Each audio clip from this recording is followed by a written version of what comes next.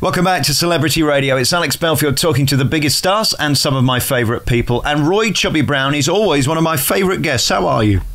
Thank you very much for that wonderful introduction. I think I can put the phone down now. Yes, let's not go any further. It could only go downhill from here.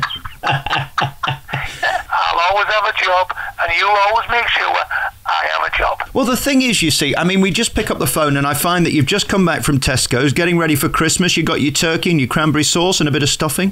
The stuffing, I stopped getting that a long time ago, but that's another matter. I'm not unique in that department. Ask any husband. I'm not shock-proof, so there's thousands of comics out there that's thinking, oh, Christmas time, here we go again. I wish I was married to Heather Mills and only have to buy one shoe, you know. So, yeah, we'll all be in debt by January the 2nd. How is your life right now? I mean, I first interviewed you 15, 20 years ago and you were at the top of your game. It seems to me, looking at your website, you're still at the top of your game. You're still packing up massive theatres and selling DVDs. And you do it quietly. I mean, you're not getting on Titchmarsh. You're not getting on Paul O'Grady and Jonathan Ross and Graham Norton. The amazing thing about you is you've still got an audience that love you and find you. I find that if you're long as you, as a comedian, you can't change the world. It's not a politician's job. What is a job? To find humour. Try to be as humorous as possible. And I love to write, and my brain is 2 miles long. It's just a pity my body's just fallen into the sink. But I sit here and I think about things every day. I think, will that be funny? Will I get a laugh with that? Will I be able to say that? Will I be able to, will I maybe have to mention a particular subject? And then it's sort of, you try it. You have to try it. A lot of the old comics, they get an act and they're happy. They're happy in their own shoes, and they think, well, this is all I need. But I'm never happy like that. And you just need to be saying new things every day. I even try them out in the shops. I went to a restaurant last night. I took my 2 sons for a bite to eat last night. And my son went to the bar, and he come back and he said, that bloke's just said his wife, he's only been in here 2 minutes. He's had him in fits of laughter. He's always telling jokes. Well, that's not the truth, really. I do have my quiet moments. But if I've got new things to say, I can't wait to try them out.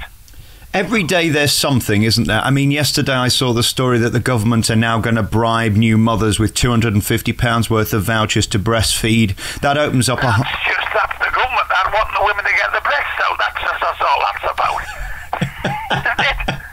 Yeah. You think David Cameron just wants women... Get them out, girl, we'll give you 200 quid. Do you think this is... that money to bloody Thailand and whatever the Philippines, where they're storming, never mind giving it to women just to get their breasts out. It's ridiculous. So you think then that this new campaign for the government is not about health of the child, it's about David Cameron seeing more knockers with a flop one out campaign? Of course it is. They're all at it.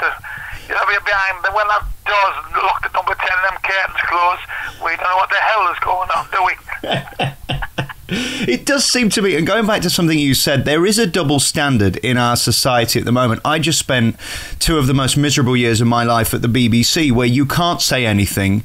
There's sort of an unspoken bias, and there's an agenda that they don't want you to talk about certain things. And in fact, whilst I was there, I got you on. You wouldn't believe the forms I had to fill in before the interview could be broadcast. Does it bother you that there's sort of an underbelly of people controlling our entire society as to what we hear and what we think and what we talk about? Well, we all know deep down political correctness has actually ruined our business to an extent.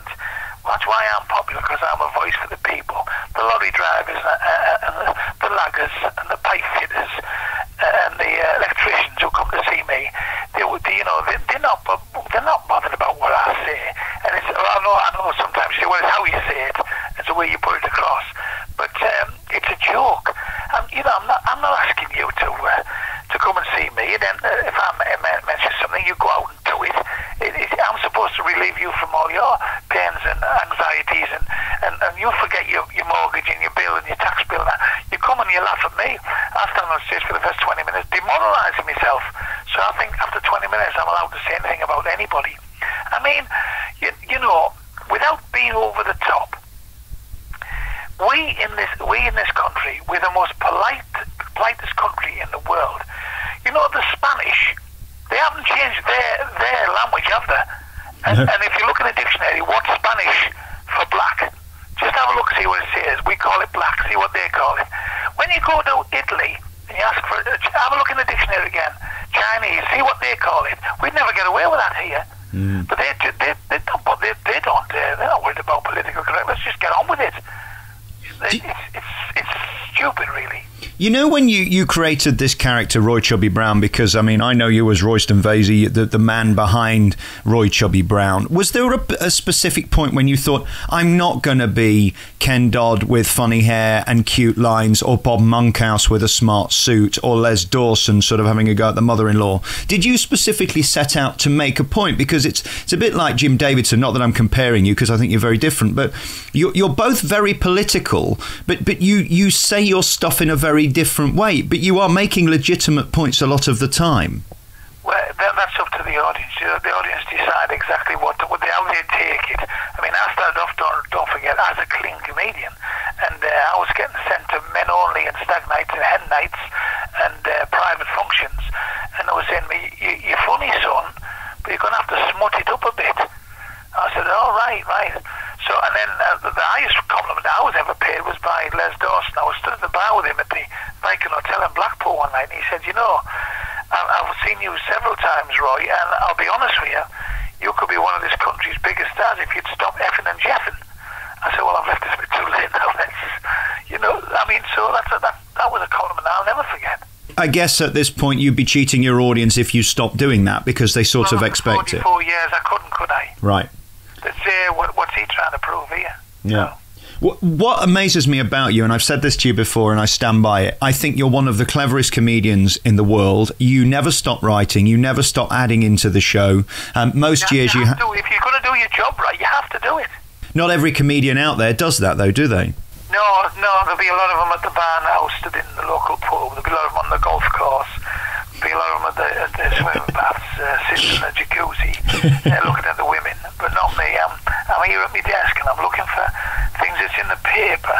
And I'm looking to find out if there's anything I can say. You know, I've just written down here, you can tell it's Christmas, the Easter eggs are in the shops. I went down to Summers and bought some of them special pants for my wife where I might get a glimpse, but she's gone and sewed the crutch up. Yeah, so, you know, it's like when you start writing and you write little lines down, you think, will I get away with this, you know? I've written down here, today I've sent £100 to the Philippines. Well, actually, I've sent £100 and 2 kites. You don't know whether they're going to go, ooh, or they're going to laugh, you know. You can get away with jokes as long as they're 6,000 miles away. I mean, you have traditionally always, as has Joan Rivers, gone straight out after something like a tragedy in the Philippines and made jokes. She said after 9/11 she was the first one to make a joke about it, and she said we have to laugh. It is so important that at a time of tragedy we don't just sit and cry. I mean, underneath the gag, is there a point there that you feel that people should laugh, or do you think that there is sort of a time when it's insensitive? Well, if it's bothering you, if at the back of your mind something's bothering you, don't say it. Bernard Manning once told me you should never apologise for a joke. It is a joke. That's what it's about. It's a bit of fun. If people are taking it wrong, they shouldn't be in the room. You give them plenty of warning. There's big posters up. Don't come in if you're easily offended. We don't need you in the room. We're having a party. We've shut it down. We're having a party. We're not hurting anybody. You know, I've worked with black comedians who call themselves names. I've worked with Chinese comedians who have called themselves names. You know, because people love to see people take the rise out of themselves. I mean, when I was 23, I mean, I'm only 19 now, but when I was 23 and 24 stone, I was talking about my waist all the time and fat and what have you, and people were just falling off the chairs. Did you know I did Wayne Rooney's birthday last week? I saw that in the paper. How was it? Yeah. It was fantastic. Of course, I used him. Yeah. It's Army's favourite comic, so I used him. I said, I've got a lot in common with somebody in this room. I said, I've had a hair transplant. I said, I sat on a wooden stool for 8 hours. I said, when I got home, I I said to my wife, do you know, my bum's killing me. She said, I thought they took the hair from behind your ears. So yeah, you know, you use things. What's he really like? I mean, you're at his event. I mean, he gets so much stick. He's fantastic. That's because somebody once called him Shrek or something, didn't they? And then something else. And because he's a lovely. He couldn't stop cuddling us. His wife got me, give me the booking. She said, I want you to walk into the restaurant on Saturday night at 9 o'clock in your gear and make us all laugh for an hour. I said, well, I can do that, but that is a bit unprofessional. Can we not build a little stage and have a light to make sure that you can see me? Or I'm actually serving the meals.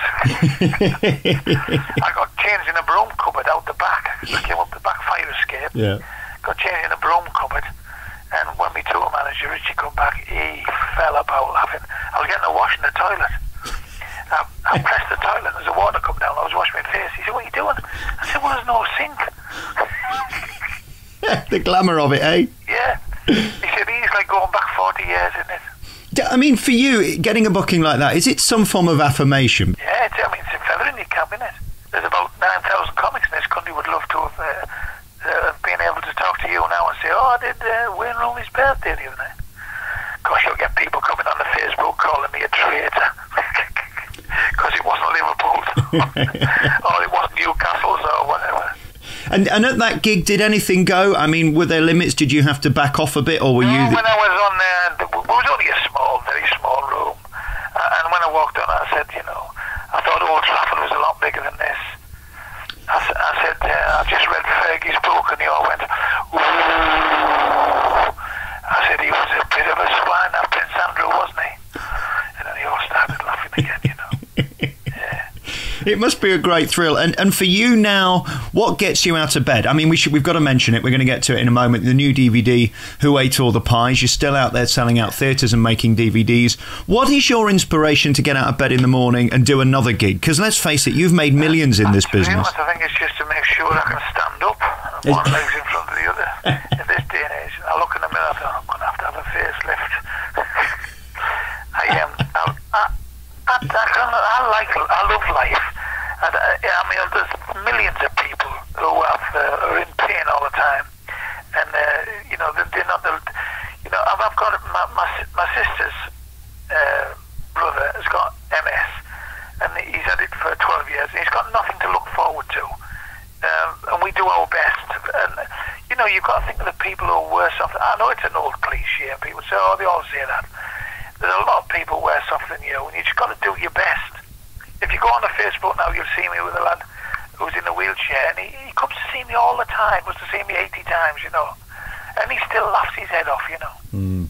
Does it bother you in a way that you can't win? I mean, when you do one outrageous gag that the Daily Mail don't like, that will make the headline. They're never going to print Chubby spends hours with disabled people doing good for society, are they? Well, no, you know, but also, you know, I get the blame for things I never said. I mean, when the Sheffield was blown up out, there was gags going around that said Chubby Brown said, I never said no such thing. And then the Bradford fire, they said, I said things about the Brown. I never said no such thing. The people think I'm that stupid that I would ruin my reputation.